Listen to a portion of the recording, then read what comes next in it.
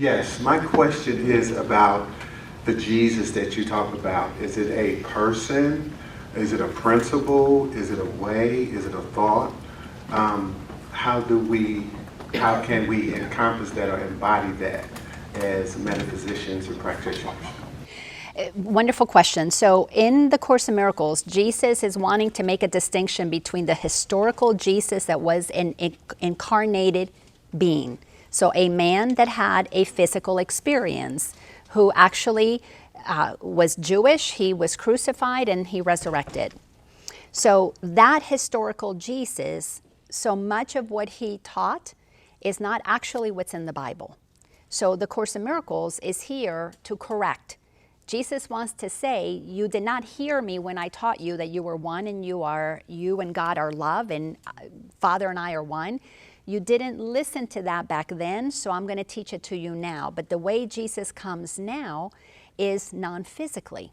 So when you hear intuition, you're hearing consciousness.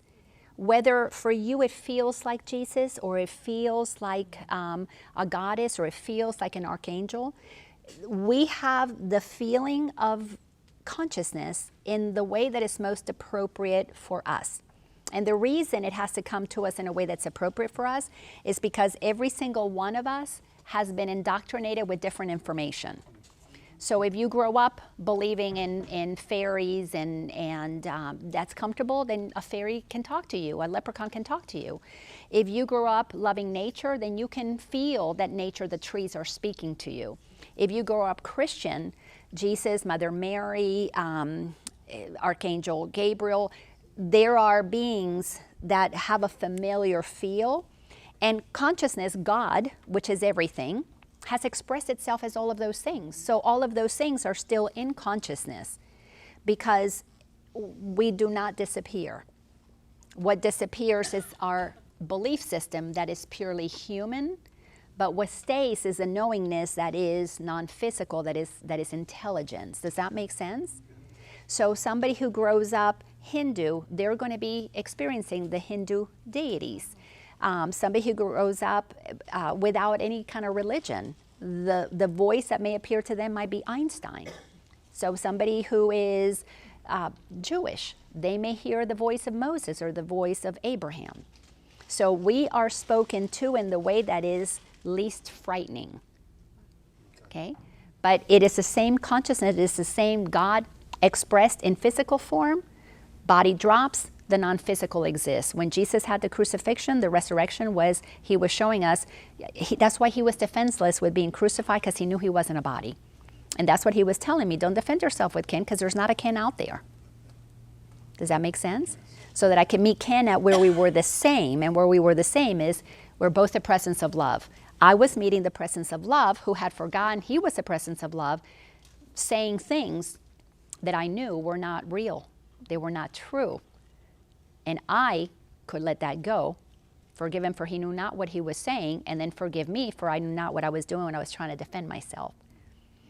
And by the way, Ken and I divorced. Ironically enough, we divorced about the same month. Actually, we divorced 1 month before my son stopped doing drugs. It was really fascinating. Looking back, hindsight, 5 years of hindsight, it was perfect. He was the perfect teacher that came to activate the absolute perfect things that prepared me to be able to do what I do with the Course in Miracles. Had I not had that experience, I would be one of the many teachers that teach it, that know it in their head, but really are not embodying it yet. But we are in that age of Aquarius. We're in the midst of everybody's consciousness opening up. The reason is the solidity of our human thinking is not so rigid. We're becoming more open. We're becoming more curious. And in that curiosity, the energies of the universe are activating powerful energies that are allowing us to receive. We're not receiving stuff that is like not there. We're receiving what's already there. Just there are cracks that are letting it in. And those cracks are not being so righteous about the right way. Any other questions? Thank you so much for that question. That's so wonderful. Yes, will you come up? And that way everybody can hear your question.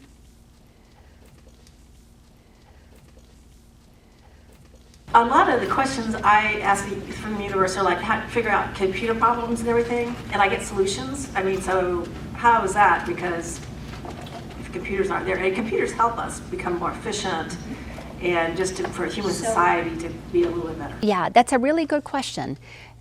Don't take that these things are not there. Switch from, the Course says it's an illusion, and many people took the illusion to mean, well, it's not there. And when we say it's not there, it gives our ego permission to not care about things. And it makes us very cold towards one another. Oh, you're suffering, it's an illusion, it's not there, so I don't need to worry about you. What we're supposed to do is realize that everything exists in the mind of God, so everything is the energy expressing itself as a computer, as a chair, as a person.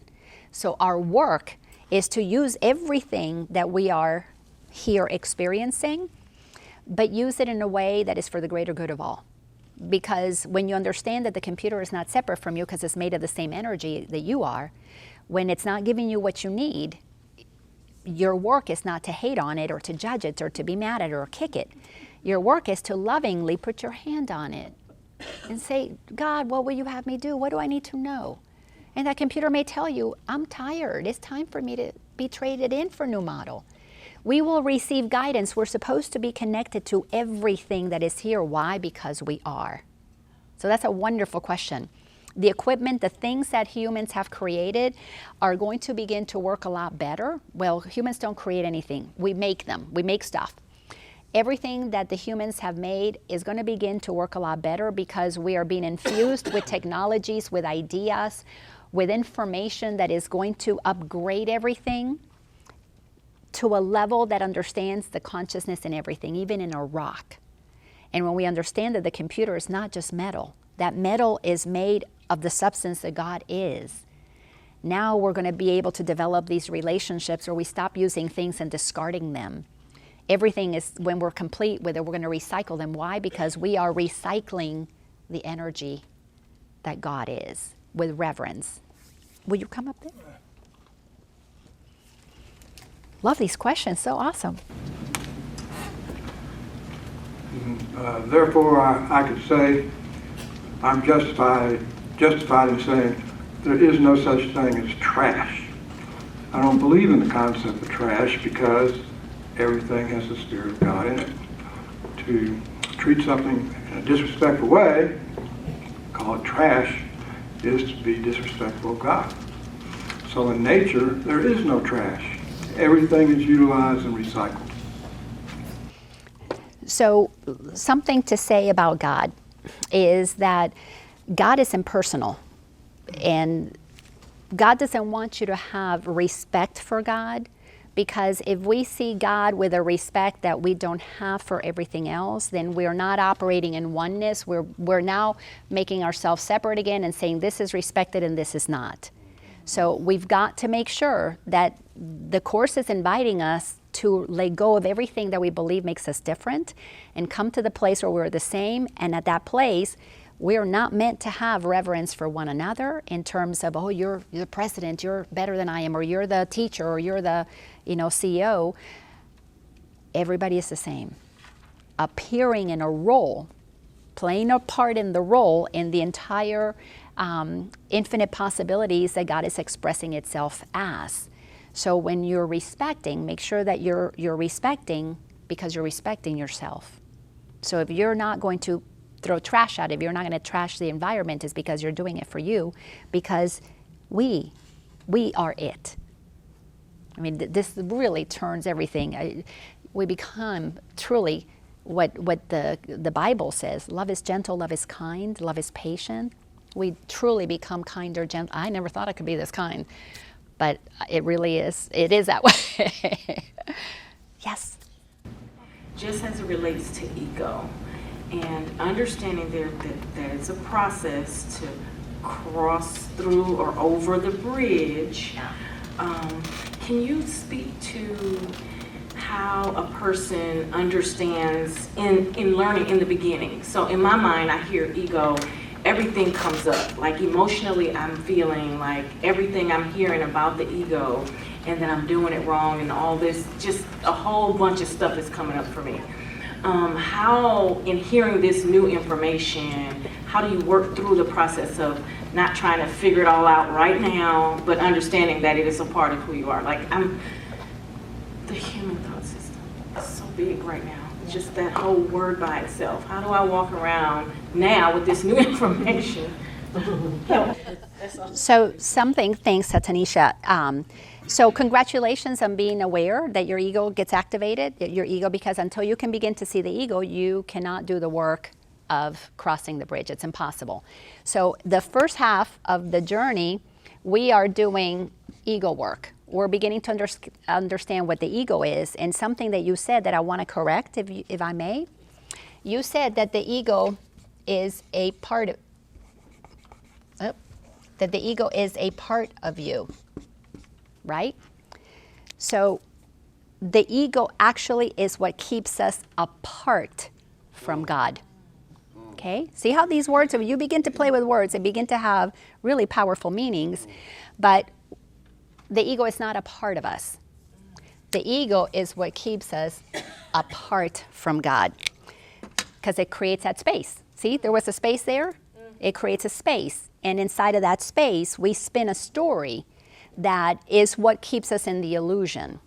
And the illusion is that we're believing something that is not true. So I'm going to give you a little bit about the ego tonight, but next week we're going to really focus on looking at what is the difference between illusion and reality, between God and ego, between love and fear. And we're going to really dissect that in a way that will help make a lot of sense about what's on this side and what's on this side. Because as Marianne wrote in her book, the title, A Return to Love, this is, as you can see, a return to what God is. And God, the all-knowing energy, is love. It is the source of the energy of love. That's all that God is. And when I say that's all that God is because that is all that is. But it is the infinite intelligence that creates all of these infinite possibilities. So we begin to enter into the world of paradoxes. How can what is really nothing, this is God right here, is nothing. How can what is nothing also be everything? Yeah. And we begin to cross that place where we have to come to that intersection of accepting things that before our mind held apart. How can we be finite and infinite at the same time? Well, that comes to that intersection. So the ego is everything that we have learned that makes me think that I'm just a human. The minute I was born, I was given a name. I was given an ethnicity. I was told this is your ethnicity. I was told this is your culture. This is what you are. I was given all kinds of labels, and then I was told that if I wanted to be somebody, like I wasn't enough, I was born God.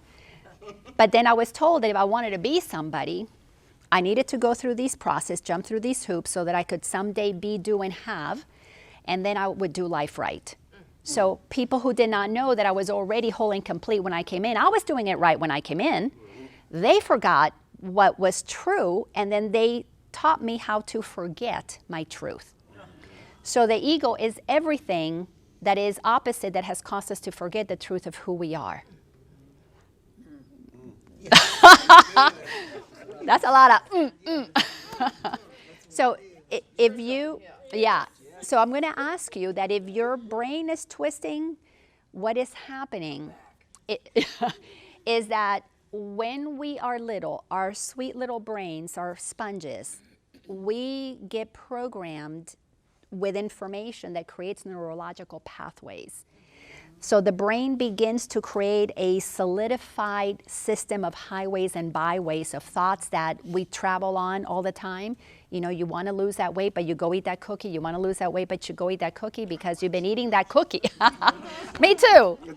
We've been eating that cookie for so long. Plus, that cookie always makes us feel good. So no matter how much you want to lose the weight, you want to feel good. So our brain is going to go through times when it feels like the wheels got stuck when you hear some things. I know I've had many, many moments where my brain hurt because it was so unlike anything that I had heard, that we have to give ourselves permission to let that stuff move, because we have to create new neurological pathways. That's why this course has 365 lessons that are not designed to be done in 1 year and put it down. It is designed to do it over and over and over and over again, because our habitual thinking is going to pull us back to what felt normal and true. And there's all kinds of reasons why this is really hard to undo, and we'll talk more about that next week. But the first part of the journey, this is the journey of self-awareness. This is a journey of awakening. There's very distinct differences in that.